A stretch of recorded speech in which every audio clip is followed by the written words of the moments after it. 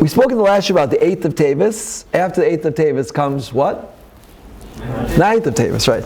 The 9th of Tevis was also a fast, and that was a fast because Pashtus, it's interesting, when the Torah brings it, he says because of the Yom Yadu, someone was Yadua, Niftar, somebody was passed away.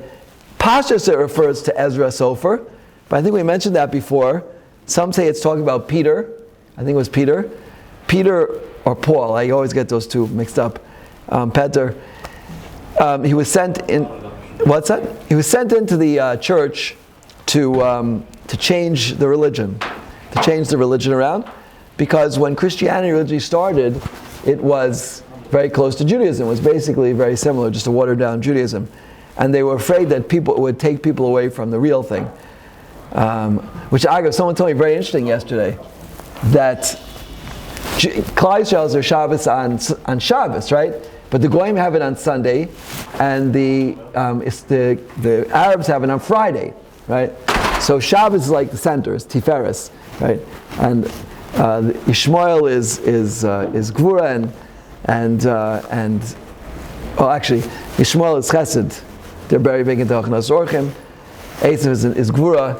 They're very big into killing, although they exchange sometimes. They're taking on the both Mahalchim. But the point is that Pashtus, it was Ezra Sofer. Yeshomer was also Peter, who wrote Nishmas, who wrote the Tfilas Nishmas. Al Kopanim, somebody great, one of the great Gedolim of our time, of history, was Nifter on the 9th of Tevis.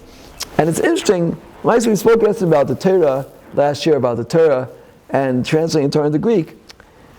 That idea that the Torah gives us infinite depth, the next shlav of that, actually on a lower level, is the connection with Gedolim. And I speak a lot about that, about getting a kesher with Gedolim. I was in America, and I had a chance to speak to some of the Gedolim in America. I encourage people to get a relationship with these Gedolim if you're able to. I'll tell you how to do that soon, after we turn off the camera. But the point is that outlook on life, that you could see the world through a different perspective, through a deeper perspective, that's really the point of a gadol. What's the point of going to a shir? When I was in the mirror, so there was only 600-700 people, Rav Asher Early. I think now there's 1,000, and maybe another 1,000 listen to it on the radio. What's the point of going to a shir like Rav Asher Early, Rav Tzvi Kushlevsky, others? At the time when I was in Kollel, it was Rav Shmuel Orbach. Those were the three big shirim to go to. The point is, it gives you a deeper perspective of things. Yeah, it stops you from being shitri. Right? It teaches you how to get beyond surface level and try to understand things on a deeper level. And Lamaisa, what's the point behind this? What's the omik advarim, if we could say such a thing? What's the greatness of a chacham, right? Of a gadol, right? So the Mishnah. So who's that? Who knows? What's the greatness of a gadol? What does a gadol have that we don't have? Oh, okay. Yeah. But he sees everything through the lens of the Torah. That's true. But so what does that produce? Clarity. You can think out of the box. Clarity, out of the box. Okay, those are all good answers. L'maisa, the mission of us, it's parak based. Mishnah test says like this: Ezu chacham aroyas hanoilad. Yeah, aroyas hanoilad. And what's the mile of being royas hanoilad? I wouldn't say this on film, but I don't care.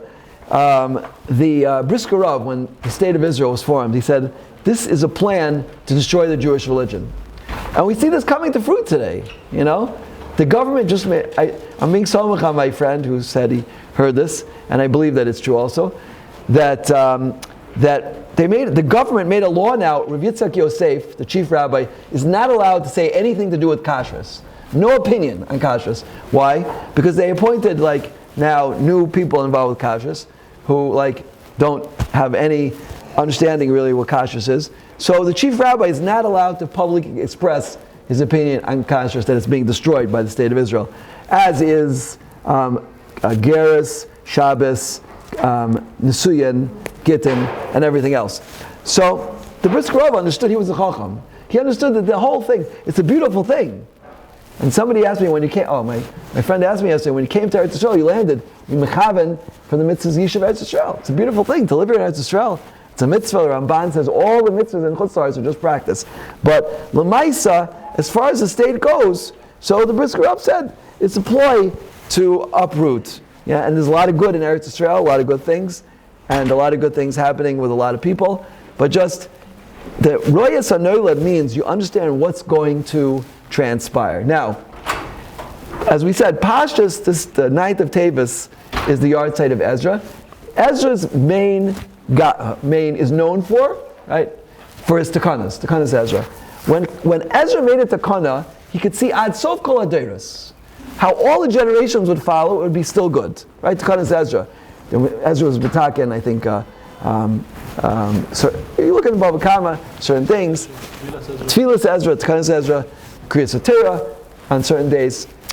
Takanas Ezra, he could see Ad Sof Kol HaDeiros that this would be a good thing, right? If we make a Takana today, we try to make up a new holiday or something like that, like whatever it might be, we don't have that Havana to see the Sof Kol HaDeiros. So that's what we're missing, and that's why we can't make a Takana today. And that's why, one of the reasons why we're bemoaning Ezra, his passage, as opposed to any other great tzaddikim, that thing. Okay, we still have to understand, so we have now Ches Tevis is the Targum Torah, and Tes Tevis is the Mises Ezra. What does this have to do with Chanukah? We'll speak about it soon. Okay.